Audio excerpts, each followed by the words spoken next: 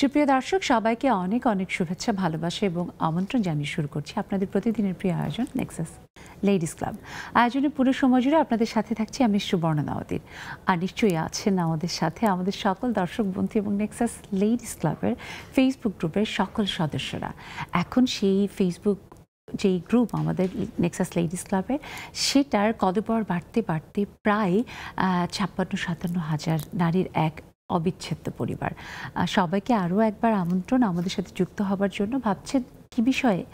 আমাদের এই যে কর্মব্যস্ত জীবন, যেখানে প্রতিদিন আমরা কত কিছু করি, বিশেষ করে নারীরা যারা বিভিন্ন প্রতিষ্ঠানে কাজ করছেন, প্রাতিষ্ঠানিকভাবে ভূমিকা রাখছেন এবং দেশের অর্থনীতিতে যোগ করছেন, তেমনই বিষয়গুলো নিয়েই আজকে মাথায় রেখে আমরা বিষয় ঠিক করেছি কর্মক্ষেত্রে নারী প্রতিনিয়তই একটু একটু করে নিজেকে মেলে ধরছে, বিভিন্ন চ্যালেঞ্জিং প্রফেশনে নিজেকে প্রমাণ করছে এবং সেই যে কর্মক্ষেত্র, সেই কর্মক্ষেত্রটি নারীর একটা লম্বা সময় দিনের সেখানে পার হয়।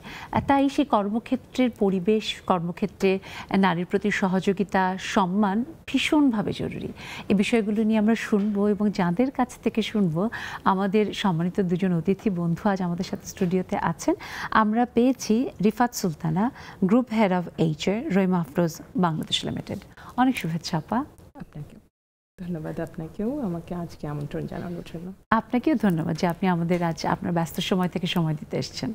জি দর্শক, সেই সাথে আছেন আরও বাংলাদেশের অন্যতম একটি গুরুত্বপূর্ণ প্রতিষ্ঠান এবং সেই প্রতিষ্ঠানের গুরুত্বপূর্ণ বিভাগ HR এর প্রধান, যিনি হেড অফ HR রানেটা PLC, আমাদের সকলের আরও একজন প্রিয় বন্ধু নিসবাত আহমেদ আনোয়ার। অনেক শুভেচ্ছা আপা। ধন্যবাদ আপা। ভীষণ ভালো লাগছে যে আমাদের বাংলাদেশের দুটি স্বনামধন্য প্রতিষ্ঠান, সেই প্রতিষ্ঠানের অন্যতম যে গুরুত্বপূর্ণ বিভাগ, যেখান থেকে মানব সম্পদ বিভাগ, যেখান থেকে রিক্রুটমেন্ট সহ সমস্ত কিছু নির্ধারণ করা হয়, সেই নির্ধারণী কর্তা ব্যক্তি আপনারা। Being a lady, I am really so proud of you. সত্যি ভীষণ ভালো লাগছে এবং আমার মনে হয় যে এই যে আমাদের নারীদের অর্জন, বিভিন্ন বড় বড় প্রতিষ্ঠানে তাদের গুরুত্বপূর্ণ দায়িত্বে পালন করা, এটা অনেক অনেক বড় ব্যাপার। সেখানে প্রথমে আমি রিফাত আপনার কাছে আসতে চাই যে HR এর মতন একটা গুরুত্বপূর্ণ বিভাগে কাজ করা, তাও প্রধান হিসেবে, সেটাও আবার বাংলাদেশের অন্যতম একটি স্বনামধন্য প্রতিষ্ঠান রহিমা আফরোজের মতো প্রতিষ্ঠানে।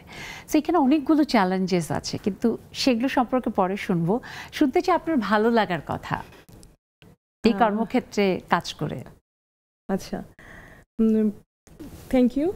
আমরা তো আসলে প্রত্যেকটা জায়গায় তো মেয়েরা এখন কাজ করছে, তো সেই ক্ষেত্রে হিউম্যান রিসোর্স ডিপার্টমেন্টটা যে কোনো অর্গানাইজেশনের জন্য খুবই গুরুত্বপূর্ণ একটা বিভাগ, যেখান থেকে আসলে পুরো রিসোর্স প্ল্যানিং বলবো যেটা করা হয় এই মানব সম্পদের পুরো তাদের, আপনি যেটা বললেন অলরেডি, যে তাদের রিক্রুটমেন্ট থেকে শুরু করে তাদের অর্গানাইজেশনে থাকা, তাদের প্রফেশনাল পেশাগত দক্ষতা অর্জন, স্যালারি থেকে শুরু করে শেষ দিন পর্যন্ত যখন একজন মানুষ অর্গানাইজেশন ছেড়ে না যায়, যতক্ষণ আছে সবসময় আসলে HR ডিপার্টমেন্টের কাজ থাকে।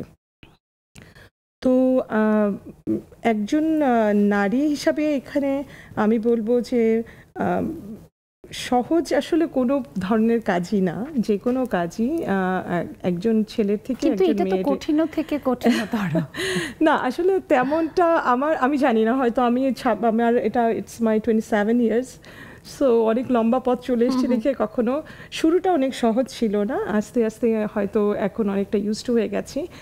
একটা জায়গাতে একটু বলবো যে যেটা হয়তো চ্যালেঞ্জিং অনেক বেশি, সেটা হচ্ছে যে এখনো মানুষের অ্যাকসেপ্টেন্সের জায়গাটাতে একটু ডিফিকাল্টিজ হয়, যে একজন নারী নেতৃত্বের প্রতি যে অর্গানাইজেশনগুলোর কিছু লিমিটেশনস থাকে।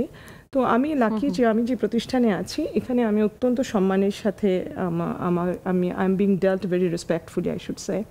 এবং আমরা প্রত্যন্ত নারী কর্মী হিসাবে আমি বলবো যে আমরা অত্যন্ত রেসপেক্টফুল এবং অত্যন্ত অনার্ড একটা পজিশনে থাকে।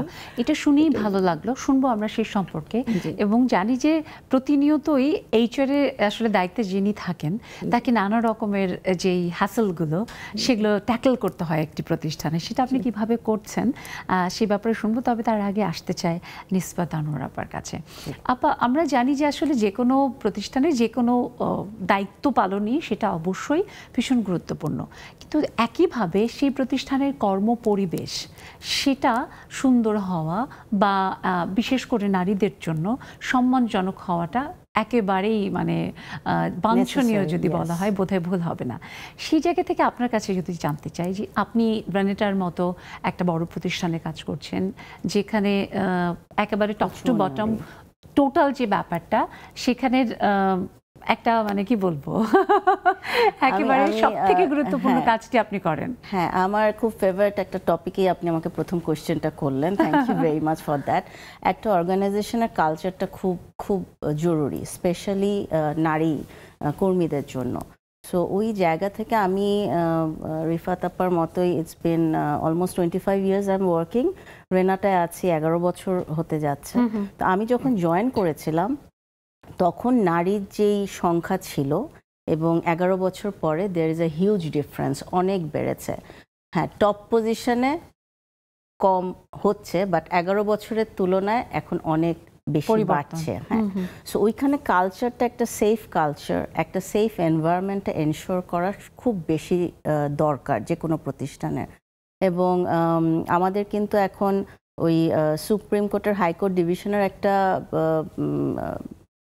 একটা ল পাস করা হয়েছে যে প্রত্যেকটা অর্গানাইজেশনের কিন্তু নারী কর্মীদের হ্যারাসমেন্ট রিলেটেড যে ওগুলো যেন প্রোটেকশন দেওয়া হয়।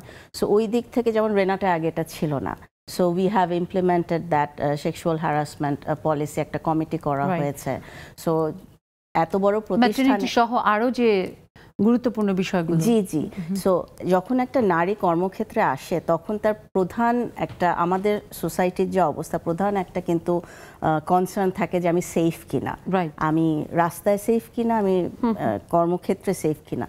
সো ওই জায়গাটায় উই আর ট্রাইং একদম deliberately consciously to make that effort to keep our work place safe. এবং আপনি রেনাটার যে কোনো কর্মীকে জিজ্ঞেস করবেন একদম প্রথমেই বলবে culture wise, environment wise we are one of the top organisation. এবং এখানে শুধু আমি না, অবভিয়াসলি আমার টিম পুরো কাজ করছে, টপ টু বটম ম্যানেজমেন্ট লেভেলেও এই জিনিসটাকে অনেক গুরুত্ব দেওয়া হয়। সেটা খুব দরকার যে ম্যানেজমেন্ট লেভেল যদি এক লাইনে না ভাবে তখন ওটা ইমপ্লিমেন্ট করা কিন্তু খুব অনেক বেশি ডিফিকাল্ট হয়ে যায়। এবং যেখানে এইচআর প্রধান একজন নারী, আমার বিশ্বাস যে আপনি নারীদের সুবিধাগুলো বা নারীর জন্য কোন দিক থেকে কিভাবে পলিসিগুলো মেক করলে ভালো হবে, আমি বিশ্বাস করি যে সেখানে নিশ্চয়ই আপনি একটু খেয়াল রাখেন আলাদাভাবে। সো এই যে সবকিছু মিলিয়ে একজন নারী 24 ঘন্টার লম্বা একটা সময়, অন্তত পক্ষে 8 ঘন্টা একটি প্রতিষ্ঠানে কাজ করে। তাই সেই প্রতিষ্ঠানের কর্মপরিবেশের সাথে সাথে যারা সহকর্মী তাদের আচরণ, বিশেষ করে পুরুষ সহকর্মীর আচরণ পজিটিভ হওয়াটা খুব জরুরি, যেটা অনেকগুলো ফ্যাক্টরের উপরে আসলে নির্ভর করে। সেই জায়গা থেকে আসলে রেনাটা কতখানি আসলে তার যে ওই পরিবেশটা, যে না একজন কর্মী, তিনি কর্মী, নারী বা পুরুষ নয়, এইটা কতখানি তৈরি করতে পেরেছে বলে আপনি মনে করেন? এটা আমি মনে করি যে আমি একটা ছোট্ট এক্সাম্পল দিই, তাহলে মনে হয় আমাদের দর্শকদের বুঝতে সুবিধা হবে। আমি যখন জয়েন করি রেনাটায় তখন আমার টিমে ইট ওয়াজ আ বয়েজ টিম, মানে কোনো মেয়ে ছিল না, only I was the only HR head as a female. এবং এখন আপনি যদি আমার টিমের ফেসবুকে আমাদের দেখেন, এখন আমার নারীর সংখ্যা বেশি আমার টিমে। ছেলেরা, it's not when we are recruiting, it's not that আমি নারীকে নিব, it's like যখন দুজন আসছে who is capable, right? এবং আমরা শুনবো যে এই যে একটা পরিবর্তন, যেখানে অনেকগুলো পুরুষ মুখ ছিল সেখান থেকে পরিবর্তিত হয়ে নারী তেমন কর্মী যারা ভীষণভাবে ক্যাপেবল, সেটা কিভাবে আপনি করলেন শুনবো সে গল্প। একটা ছোট্ট বিরতির সময় হয়েছে দর্শক, ছোট্ট একটা বিরতিতে যাচ্ছি, আপনারা কোথাও যাবেন না, ফিরবো এক্ষুনি এক্সেস লেডিস ক্লাবে।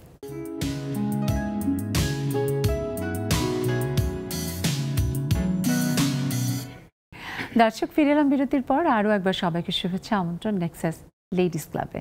কর্মক্ষেত্রে নারী এমন একটা গুরুত্বপূর্ণ বিষয় নিয়ে আমরা কথা বলছি, যেটা সত্যি বারবার আলোচিত হওয়া উচিত। কারণ আমাদের নারীরা দিন দিন তাদের সংখ্যা অনেক বাড়ছে শিক্ষিতের হারের দিকে, কিন্তু সেই তুলনায় যদি আমরা দেখি যে আমাদের শিক্ষিত নারীর কর্মক্ষেত্রে বা কর্মজীবী নারীর সংখ্যা, সেটা কিন্তু সেই তুলনায় বাড়ছে না। সেটা অনেকগুলো কারণ রয়েছে, তার মধ্যে একটি কিন্তু কর্মক্ষেত্রে নারীর জন্য যে পরিবেশ, তার জন্য যে একটা খুব চমৎকারভাবে সম্মানের জায়গাটা, এই ব্যাপারগুলো আসলে অনেক প্রতিষ্ঠানই হয়তো নিশ্চিত করতে পারছেন না, বা তারা হয়তো খুব বেশি কনসার্নও না। অবশ্যই সবার আগে হওয়া উচিত, কারণ সময়টা এখন নারী পুরুষের ভেদাভেদ করার নয়, বরং মানুষ হিসেবে নারীকে আমরা যত বেশি এগিয়ে নিতে পারবো, যত বেশি সুযোগ দিতে পারবো, তত সহজে দেশের অর্থনীতি এগিয়ে যাবে। শুনতে চাই আপনাদের অভিজ্ঞতা, আপনাদের ভাবনার কথা, কর্মক্ষেত্রে আপনাদের নানা রকমের যে অভিজ্ঞতা, সেসব সব আমাদের সাথে শেয়ার করতে যুক্ত হবেন। দেখুন টেলিভিশন স্ক্রিনে আমাদের জুম আইডি এবং পাসওয়ার্ড দেওয়া আছে, দেরি না করে চলে আসেন। বিরতির আগে নিসবাত আপুর কাছে ছিলাম যে বিষয়টি নিয়ে, যে একটি টিমকে আপনি আমূল পরিবর্তন করে একটা মানে অবশ্যই আমি বলবো যে এটা উল্লেখযোগ্য একটা পরিবর্তন সবার চোখে দেখানো, সেটা কিভাবে করলাম? সেটা আপনি পুরুষ কর্মীর কথা জিজ্ঞেস করছিলেন, তখন আমি এক্সাম্পলটা দিচ্ছিলাম। সো একটা ডিপার্টমেন্টের সব ছিল পুরুষ কর্মী, তখন আমি কিন্তু প্রথমে একবারই সব নেইনি, আমি আস্তে আস্তে ইনজেক্ট করা শুরু করেছি। এবং যে কোনো চেঞ্জ, যে কোনো transformation of in any organisation, it has to be injected slowly. হঠাৎ করে বললে, কারণ ওরাও যেন ভয় পেয়ে না যায়। এবং একটা ছেলে ওভারনাইট কোনো কিছু আসলে সম্ভব না। তো এখন যখন একজন করে মেয়ে কর্মী আসা শুরু করলো, এবং আমি কিন্তু তখন আমার টিমের যে ছেলেরা ছিল তাদেরকে আমি আলাদাভাবে কাউন্সিল করা শুরু করলাম, how to behave, how to treat, how to make extra effort, be conscious, because now there is a female team member. At the same time, আমাদের টিমে কিন্তু আপনি যেটা বারবার বলছিলেন, আমরা কিন্তু ওই যে মেল ফিমেল এই জন্য কাজ কম দিব, কাজ বেশি দিব, বা ট্যুরে যাব না, আইসোলেটেড কাজ, রাইট, ট্যুরে আমার মেয়েরা ট্যুরে যাচ্ছে যখন দরকার হচ্ছে, আমার মেয়েরা আফটার অফিস কাজ করছে যখন, but as a head we are ensuring that after the work তারা সেফ আছে, সেফলি বাসায় রিচ করছে কিনা। এই জায়গা থেকে এই যে আপনি কাজটি করেছেন, সেখান থেকে যে পরিবর্তনটা আপনাকে যদি আমি পয়েন্ট আউট করতে বলি, যে দুটি এরকমের পরিবর্তন যেটা বলেন, যে প্রতিষ্ঠানের সবাই এটা দেখে একেবারে একটা থাকে না যে দারুণ ইমপ্রেশন তৈরি হয়েছে তাদের মাঝে।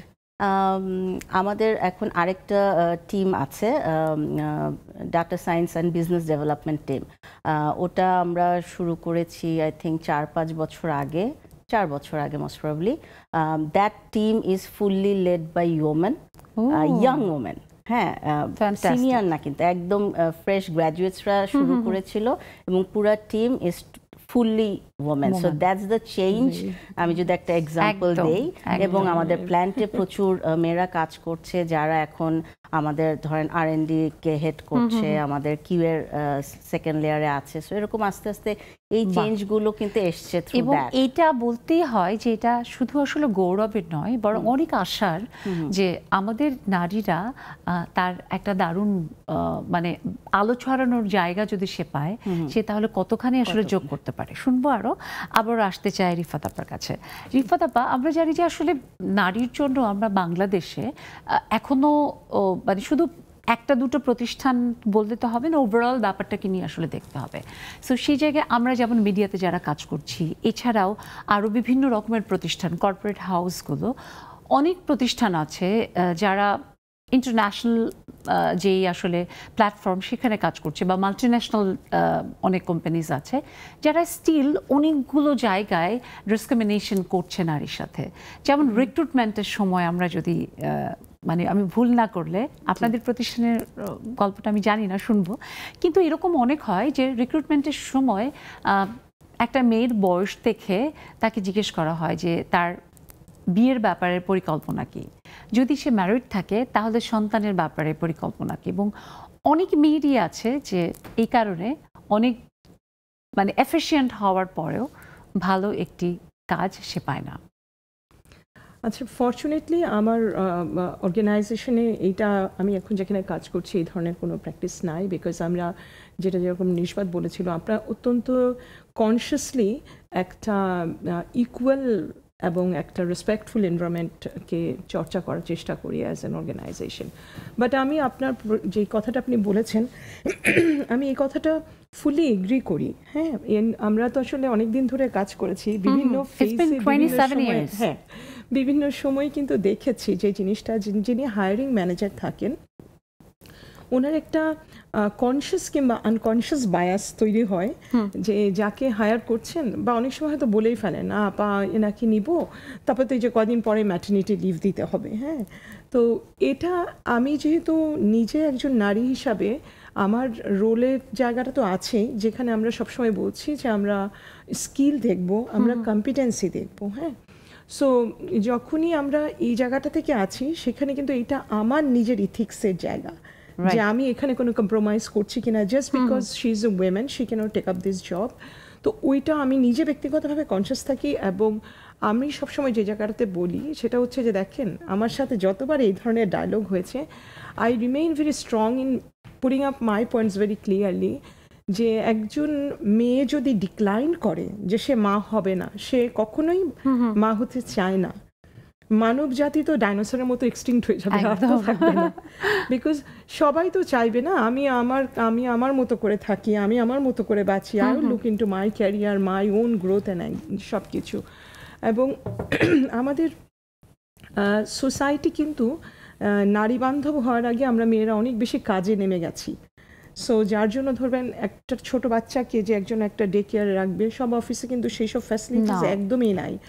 তো নানান কারণেই যেটা হয় যে, কিংবা পরিবার থেকেও যদি তার সেই সাপোর্টটা না থাকে, তখন কিন্তু আসলে যতই দক্ষ হোক, তার নিজের যতই ইচ্ছা থাকুক, যেহেতু আমাদের সোশ্যাল একটা এক্সপেকটেশনস হচ্ছে যে একটা সন্তান একটা মায়েরই দায়িত্ব, আমরা কিন্তু এইটা বারবার রিইনফোর্স করার চেষ্টা করি যে না, এটা একটা মায়েরই দায়িত্ব। তো সময়টা এখন আমাদের এমন এসেছে যে একটা সন্তানের রাইট আপব্রিঙ্গিং দুইজন পার্টনারেরই দায়িত্ব। এবং এক্ষেত্রে আসলে আমি ব্যক্তিগতভাবে খুবই লাকি যে আমার হাজব্যান্ড থ্রু অ্যান্ড থ্রু আমার বাচ্চাদেরকে অনেক টেক কেয়ার করেছেন। উনি সবসময় মানে দুজন মিলেই আপনারা আপনাদের সন্তানদেরকে বড় করেছেন। এবং অনেক আমি বলবো মেনি অ্যাসপেক্টস, যে আমার বাচ্চারা আমার থেকে বাবাকে বেশি প্রেফার করে, হ্যাঁ বেশি প্রেফার করে। তো কাজের জায়গার ক্ষেত্রে যদি আমি বলি, আমরা অফিসগুলোতে যদি মিনিমাম কিছু জিনিস এনশিওর করতে পারি, যেমন একটা ডে কেয়ার সব কয়টা কাজের জায়গাতে অ্যাজ মেনি অ্যাজ পসিবল। আমি জানি যে সব অর্গানাইজেশনের জন্য সম্ভব না, হয়তো তাদের সেই পরিমাণ স্পেস থাকে, লিমিটেশনস থাকে, কিন্তু তারপরেও যেমন এখন কিছু কিছু অর্গানাইজেশন হচ্ছে, যেরকম আমি নিজে অ্যাক্টিভলি 2টা day care centre set up করার কাজ করেছি। তো আমি দেখেছি যে অনেকগুলো অর্গানাইজেশন এমন হয়, say for example her organisation, my organisation এক একটা লোকেশনে আছে, এবং সেখান থেকে আমরা হয়তো একটা ফ্যাসিলিটিকে নিয়ে একজন এক্সপার্ট হ্যান্ডকে দিতে হবে, কিন্তু কারণ এটা বাচ্চার ব্যাপার, ভীষণ সেনসিটিভ, আমাদের সবথেকে গুরুত্বপূর্ণ। অ্যাবসলিউটলি। সো যারা এটার এক্সপার্টাইজ আছে, যাদের ওই রকম সেন্টার আছে, সেই জায়গাটা যত আমার জন্য কমফোর্টেবল হবে রাখা, যে আমার কাছে কি মনে হবে যে আমার সাথে আমার পুরো অর্গানাইজেশনটা আছে, আমি যেন কাজটা কন্টিনিউ করতে পারি, এবং কনভিনিয়েন্সেরও কিন্তু একটা ব্যাপার আছে, যে আমার সাথে আমার পরিবার আছে, আমার পুরো প্রতিষ্ঠান আছে। এই একটা কনফিডেন্সই কিন্তু একটা মেয়েকে অনেক দূর এগিয়ে নিয়ে যেতে পারে। আমি যদি এখানে একটু অ্যাড করি, যেটা আপা বলছিলেন, হয়তো সব প্রতিষ্ঠানের ওটা সম্ভব হয় না, তখন যেই জিনিসটা চলে আসে যে হয়তো ডে কেয়ার সেন্টারটা নেই, কিন্তু তার ম্যানেজার, তার লাইন ম্যানেজার বা তার এইচআর বা তার হোয়াট এভার দ্যাট অর্গানাইজেশন, একটা মা বা বাবার কখন দরকার হয় বাচ্চার, ফ্যামিলি ইকোসিস্টেমটা ইজ ভেরি ইম্পর্টেন্ট ওই সময়। আর যখন প্রয়োজন হবে তখন she can take a leave আর মানে ওই জায়গাটা ওই স্পেসটা রাখা, ওইটা যেন ফ্লেক্সি ওয়ার্কিং মোড রাখা, ইয়েটা যেন থাকে, দ্যাটস ভেরি ইম্পর্টেন্ট। এবং অনেক ক্ষেত্রে তো এরকম হয় যে প্রতিষ্ঠানের কর্মীরা আমাদের যে আসলে বিভিন্ন যে সার্ভিস রুলসের মধ্যে যেমন ছুটির ব্যাপারগুলো, যে ক্যাজুয়াল সিক লিভ যতগুলো, সেগুলো বছর শেষে দেখা যায় ওরকমই থেকে যায়। ছুটি নিতে গেলে কিন্তু অনেক এইচআরই থাকে যে রীতিমতো ছড়ি ঘোরায় যে না এখন তো ছুটি দেওয়া যাবে না। আমি দুজন এইচআরের সামনে বসে এরকম দুঃসাহসী একটা কথা বলে ফেললাম, সেটার রিয়াকশনটা কি আমি নিব অবশ্যই একটা ছোট্ট বিরতির পরে। দর্শক, আমরা শুনছি আমাদের নারীদের কর্মক্ষেত্রে নানা রকমের যে সমস্যা, নানা রকমের নারীদের এগিয়ে যাওয়ার গল্প। ছোট্ট একটা বিরতির পরে সেই গল্প চলবে। আপনারা নিশ্চয়ই থাকবেন আমাদের সাথে নেক্সাস লেডিস ক্লাবে।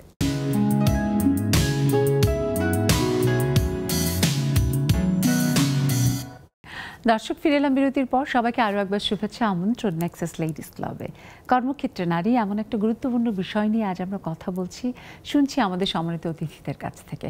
আমাদের নারী বন্ধুরা যারা কাজ করেন ঘরে বাইরে নানা রকমভাবে, আপনাদের নানা অভিজ্ঞতা, সেগুলো আমাদের সাথে প্লিজ শেয়ার করতে যুক্ত হয়ে যান, কারণ আপনাদের প্রতিটি অভিজ্ঞতা, আপনাদের বলা কথা আমাদেরকে সমৃদ্ধ করে, সাবধানী হতে শেখায়। তাই শুনতে চাই আপনাদের কাছ থেকে। অবশ্যই যুক্ত হবেন। দেখুন টেলিভিশন স্ক্রিনে আমাদের জুম আইডি এবং পাসওয়ার্ড দেওয়া আছে, দেরি না করে চলে আসেন।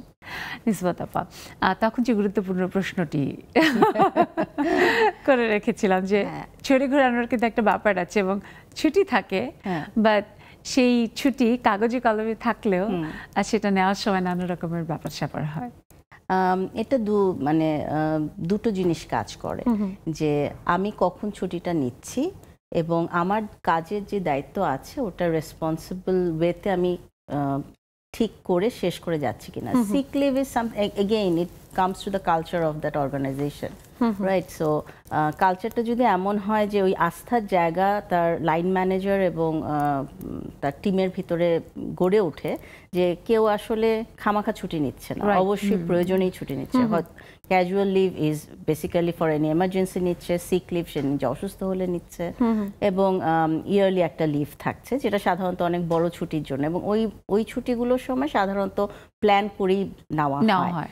আর সো আমি একেবারেই পুরোপুরি মানা করব না যে ছুটি ঘোরায় না, এটা লাইন ম্যানেজারও ঘোরায় মেইনলি, কারণ ছুটিটা লাইন ম্যানেজারের কাছেই আগে অ্যাপ্রুভালের জন্য, যে অনেক সময় কিন্তু এইচআর অ্যাডভোকেট করে না ছুটিটা দেন, হ্যাঁ, কারণ এইচআর এর কাছে তখন আসে। কাজেই ইন টার্মস অফ ম্যাটারনিটির ব্যাপারটা যদি আসে, ম্যাটারনিটিতে আমরা অ্যাজ পার লেবার ল পুরো কমপ্লায়েন্ট ওয়েতেই যাই, যেটা আমাদের দিনে আছে বোধহয় লেবার লতে, আমি 4 মাস বলি, 4 মাসের ইয়েতে আছে।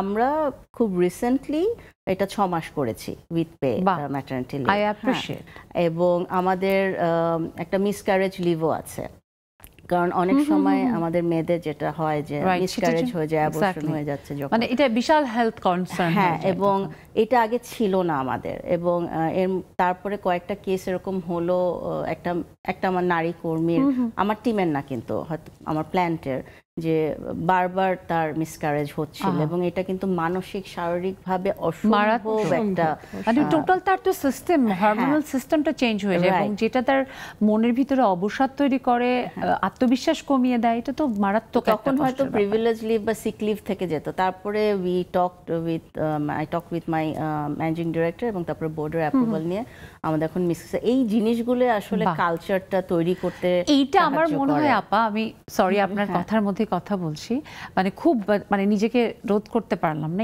এই কারণে যে এটা আমার মনে হয় বিং আ লেডি আপনি ওই জিনিসগুলো ফিল করতে পেরেছেন বলে আপনি এটা করতে পেরেছেন, কিন্তু অনেক প্রতিষ্ঠানে যেখানে এইচআর হেড হয়তো একজন পুরুষ যার এই ধরনের অভিজ্ঞতা নেই, তিনি এভাবে হয়তো ফিল করতে পারবেন না। এই জন্য আমি তো বলবো কি যে এখন থেকে এরকম হয়ে যাক নিয়ম, যে সব বড় বড় প্রতিষ্ঠানের এইচআর হেড সব এরকম সুযোগ্য নারীরা হোক। আপনি একটা শব্দ ইউজ করছেন, সুযোগ্য। অবশ্যই কম্পিটেন্ট এবং স্কিলফুল হলেই যেন হয়। এক্স্যাক্টলি এই জন্য নয় যে না একজন নারী হলে দরকার, আমরা একটা জাস্ট ফেস ভ্যালুর জন্য বসাচ্ছি। আমি সবসময় মনে করি যে যে জায়গার জন্য, যেই কাজের জন্য যেই যোগ্যতাটা দরকার, সেটা নারী বা পুরুষ, কাজের কোনো নারী পুরুষ নেই, যিনি যোগ্য তিনি নারীও হতে পারেন, তিনি পুরুষও হতে পারেন।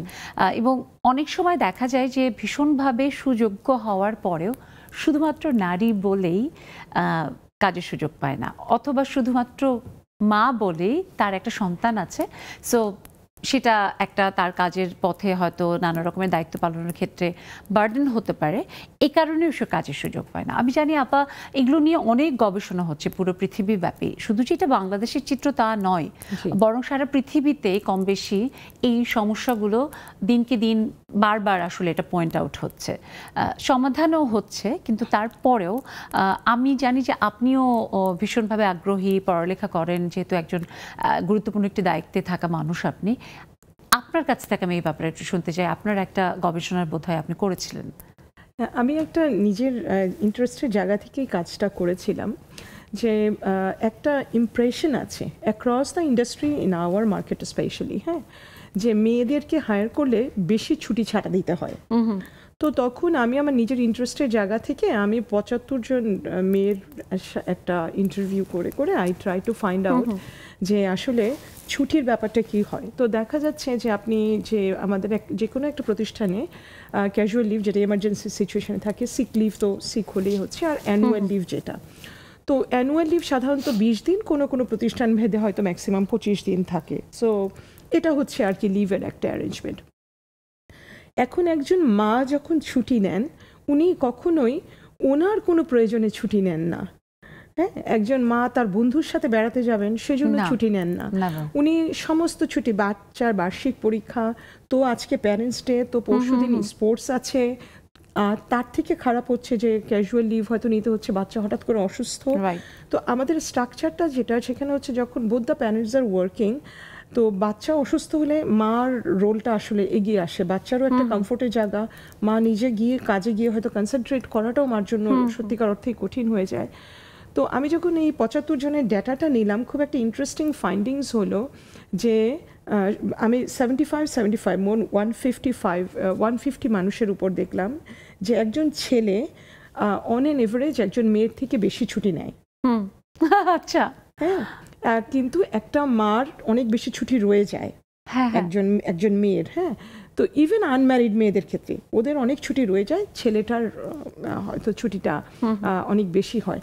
কিন্তু ইন্টারেস্টিং হচ্ছে যিনি সুপারভাইজার বা লাইন ম্যানেজার থাকেন, ছেলেটা কবে কখন ছুটিতে যাবে তার খুব সুনির্দিষ্ট একটা পরিকল্পনা থাকে। বছরে 2 সপ্তাহের জন্য উনি ভ্যাকেশনে যাবেন, ওনার রিক্রিয়েশনস দরকার, ওনার রিল্যাক্সেশন দরকার। আর মার ক্ষেত্রে কি হচ্ছে, বা ইভেন যেটা বলছিলাম যে আনম্যারিড মেয়ে, তার প্যারেন্টস আছে, ওখানেও দায়িত্বের একটা জায়গা, একটা ব্যাচেলার ছেলের থেকে একটা আনম্যারিড মেয়ের ক্ষেত্রে ডিফারেন্ট একটা ডিমান্ড ক্রিয়েট হয়। তো দেখা যাচ্ছে কি মেয়ে কর্মী যিনি আছেন ওনার ছুটির ফ্রিকোয়েন্সিটা অনেক হাই, যেহেতু ওনার নিজের জন্য প্ল্যান করা না, উনি ওনার পরিবারের জন্য ওনার পরিপূর্ণ প্ল্যানিংটা হচ্ছে হাই হলেও ছুটিটা কিন্তু তিনি কম। যেমন ধরেন উনি ওনার বাচ্চার পরীক্ষা শুধু সেদিনের ওই টাইমটাতেই ছুটি, হ্যাঁ, কিংবা উনি আগের দিনটাতে ছুটি নিয়েছেন, যেই মুহূর্তে উনি পেরেছেন উনি চলে এসেছেন। তো at the end of the day ওনার নিজের আমি ছুটিতে যাব, বেড়াতে যাব, সেগুলোর যেহেতু অত লম্বা প্ল্যান নাই। কিন্তু একটা কথা যেটা সত্যি যে লাইন ম্যানেজারের জন্য ওইটা খুব কমফোর্টেবল, যে আমি জানি আপনি আজ থেকে 3 মাস পরে 2 সপ্তাহের জন্য থাকবেন না, এটা ম্যানেজ করা ইজি। কিন্তু আমি চট করে আসলে 2 সপ্তাহের মধ্যে 3 দিন থাকবো না, এটা ডিফিকাল্ট। এখানেও আগের কথাটাই বলবো যে আমরা যখনই ইকুয়ালিটির কথা বলি, হ্যাঁ, ইকুয়ালিটির কথা কিন্তু বললি যখন আমাদেরকে মাথায় রাখতে হবে we are talking about intellectual equality. Absolutely, we are not talking about মানে একটা ছেলে 5 মণের একটা বস্তা তুলে ফেলতে পারে তো আমাকেও সেটা তুলে ফেলতে হবে, আমরা কিন্তু এই কথাটাতে বলছি না। আমরা যেটা বলছি যে একজন ছেলে যেই কাজটা করতে পারছেন, একটা মেয়ের সে ইন্টেলেকচুয়াল ক্যাপাবিলিটি আছে। কিন্তু আমরা যদি ইকুইটির কথা বলি, যেহেতু মেয়েদের একটা কমিটমেন্টের জায়গা to the family is more than the man in many aspects, তো ওই ইকুইটিটাকে একটু প্রোভাইড করতে হবে, আমাদের সোসাইটিকে মোর সাপোর্ট, এবং আমাদের নিজেদেরকেও একটা ইকোসিস্টেম, নিজের জন্য একটা কোপিং মেকানিজম তৈরি করতে হবে, আত্মীয় স্বজন, বন্ধু বান্ধব, হ্যাঁ, যে যারা আমাকে হেল্প করতে পারবে, ওই একটা ইকোসিস্টেম আমার নিজেকেও বিল্ড আপ করতে হবে for the continuity of my work. কারণ আমরা যদি ল্যাডারের উপরে উঠতে চাই তাহলে কিন্তু ওই যে কথাটা আপনি একটু আগে বললেন যে সুযোগ্য, যোগ্যতার প্রশ্নে কিন্তু কখনোই আমরা কেউ আমি বলবো যে আমি বা নিষ্পাত আমরা কেউ কখনোই ওই জায়গাটাতে কম্প্রোমাইজ করতে রাজি না যে আমাদেরকে বলা হোক যে আমরা মেয়ে বলেই এই পজিশনটা পেয়েছি না, আমরা অনেকটা আপনাদেরকে মেয়ে বলে আরো অনেক বেশি মনে স্ট্রাগলটা করতে হয়েছে, অনেক কষ্ট করেই পজিশনটাতে আসতে হয়েছে। মানে আরো একবার salute, I am really so proud. এই যে আমাদের আরো নারী এখানে আমাদের বন্ধুরা সব যুক্ত হচ্ছে নেক্সাস লেডিস ক্লাবের প্রাণ যারা, সুরমা বেগম আপু আমাদের সাথে, জুই আপু, নাহিদা নেলি আপু, বাইদা খালামনি যুক্ত হয়েছেন, ফারহানা নার্গিস আপু যুক্ত হয়েছেন, সবাইকে অনেক শুভেচ্ছা। এবং আমাদের এই যে নারী বন্ধুরা তারাও কিন্তু স্ব ক্ষেত্রে কাজ করছেন এবং ভীষণভাবে যোগ করতে চেষ্টা করছেন পরিবারে এবং অর্থনীতিতে। আমরা শুনবো তাদের কাছ থেকে। একটা ছোট্ট ব্রেকের সময় হয়েছে দর্শক, কর্মক্ষেত্রে নারী বিষয়টি নিয়ে আমরা কথা বলছি, আরও বেশ খানিকক্ষণ বলবো, তবে ছোট্ট একটা বিরতি থেকে ফিরে আমাদের সাথেই থাকবেন নেক্সাস লেডিস ক্লাবে।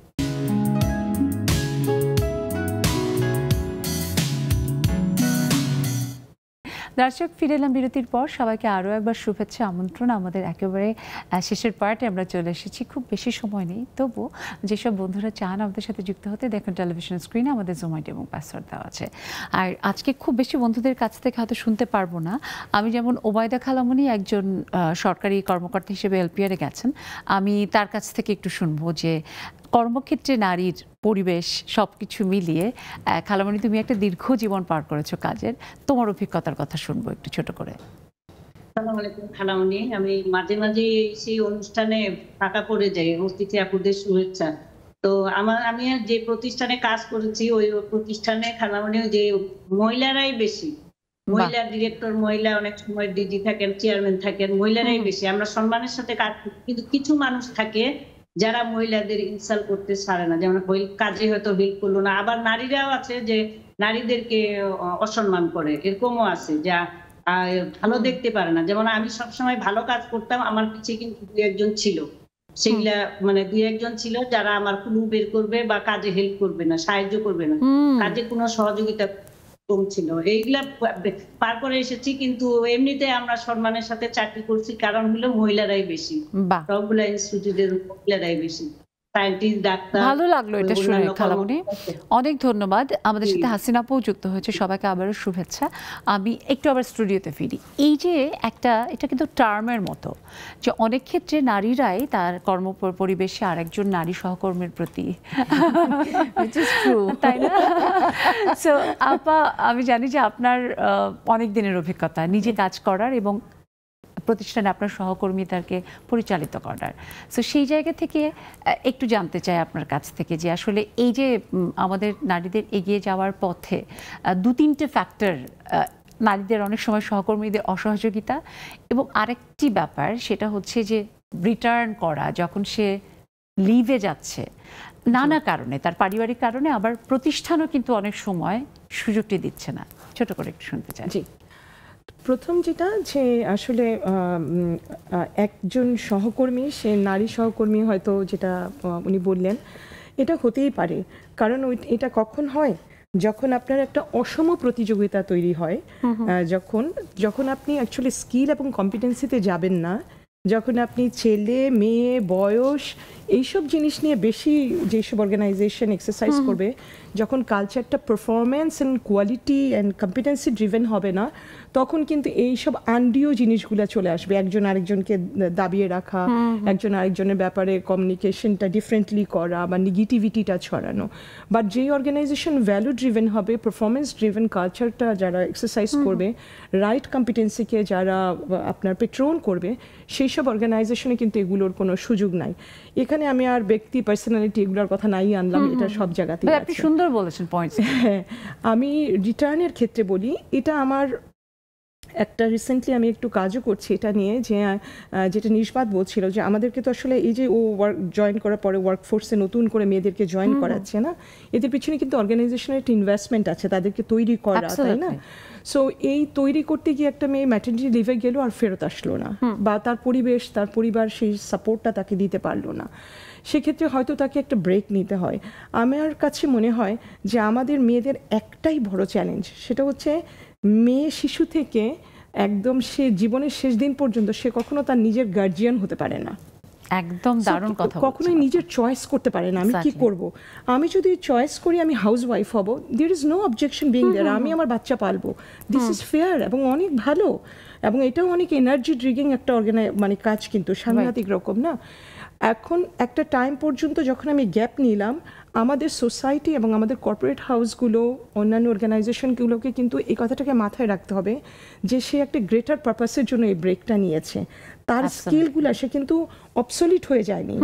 সো রিসেন্টলি বিভিন্ন এনজিওরা এবং বিভিন্ন কনসালটেন্সি ফার্মরা একসাথে হয়ে কাজ করছে, আমি নিজেও ডিরেক্টলি এরকম একটা প্রজেক্টের সাথে ভলেন্টারিভাবে কাজ করছি, যেখানে আমরা ইন্সপায়ার করে যাচ্ছি যেসব মেয়েরা কাজে ফেরত আসতে চান, এই যে একটু গ্যাপ হলো, এই গ্যাপটাকে যেন ওনারা একটু ব্রাশআপের মাধ্যমে, একটু ওয়ার্কশপের মাধ্যমে, স্কিল ডেভেলপমেন্টের ব্যাপারটা আপনারা এমফাসিস দিচ্ছেন। সো আমি এই পয়েন্ট থেকেই ধরে আমি আপার নিসবাত আপার কাছে আসতে চাই, একদম শেষে হয়তো 1 মিনিট মতো সময় আছে। সো আপা স্কিল ডেভেলপমেন্ট এটা তো এভরি নাও অ্যান্ড দেন জরুরি, যে কোনো মানে কাজের ক্ষেত্রে যে কোনো কর্মীর। এই ব্যাপারে আপনি যদি একটু বলেন যে নারীরা আসলে কিভাবে নিজেকে আরো বেশি কম্পিটেন্ট করে তুলতে পারে।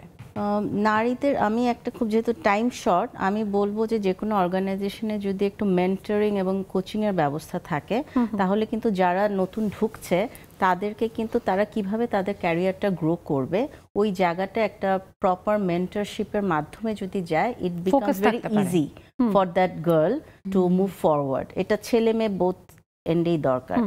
আরেকটা হলো তার কাজের জন্য যেই স্কিলটা দরকার, যদি টেকনিক্যাল স্কিল হয় তাহলে টেকনিক্যাল স্কিলগুলো দেওয়া, সে যদি বিহেভিয়ার হয় না যে তার বিহেভিয়ারাল কোনো প্রবলেম আছে, তাহলে ওই জায়গায় আমরা কাজ করতে পারি, ইন্টারপার্সনাল স্কিলের জায়গাটা, সো এই জায়গাগুলো আর মানে এমপ্যাথির জায়গাগুলো এবং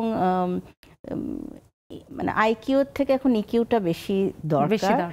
সো এইটা নারী পুরুষ নির্বিশেষে সবার ভিতরে যেন ওই জিনিসটা আমরা নিয়ে আসতে পারি, এটা organisation plays a vital role এবং স্কিল ডেভেলপমেন্ট। আমার কাছে মনে হয় যে আপনাদের দুজনের সাথে কথা বলে আমার যেটা মনে হয়েছে যে আপনারা খুবই কর্মী বান্ধব, অ্যাট দ্য সেম টাইম থাকে না যে এনকারেজ করার মতো পার্সোনালিটি, এমন আসলে আরো প্রত্যেকটা প্রতিষ্ঠানেই হওয়া উচিত। আমরা প্রত্যাশাও করছি, তাই স্বপ্নও দেখি যে নিশ্চয়ই এরকম হবে যে সব প্রতিষ্ঠান নারী পুরুষ নির্বিশেষে সেই মানুষটিকেই কর্মী হিসেবে যোগদান করাবে যে যোগ্য। অনেক ধন্যবাদ, কৃতজ্ঞতা, সেই সাথে আমাদের সব বন্ধুদের অনেক শুভেচ্ছা, কৃতজ্ঞতা সবসময় এভাবে পাশে থাকার জন্য, সাথে থাকার জন্য। আজকে শুনতে পারলাম না, সেই জন্য আমি সরি চেয়ে নিচ্ছি, কাল নিশ্চয়ই শুনবো। দর্শক, কর্মক্ষেত্রে নারী এগিয়ে যাচ্ছে, এগিয়ে যাবে আরও অনেক বেশি সহজ সুন্দর পরিবেশে, সেটা আমাদের প্রত্যাশা। সবাই ভালো থাকবেন, সুস্থ সুন্দর থাকবেন নেক্সাস টেলিভিশনের সব আয়োজনের সাথে।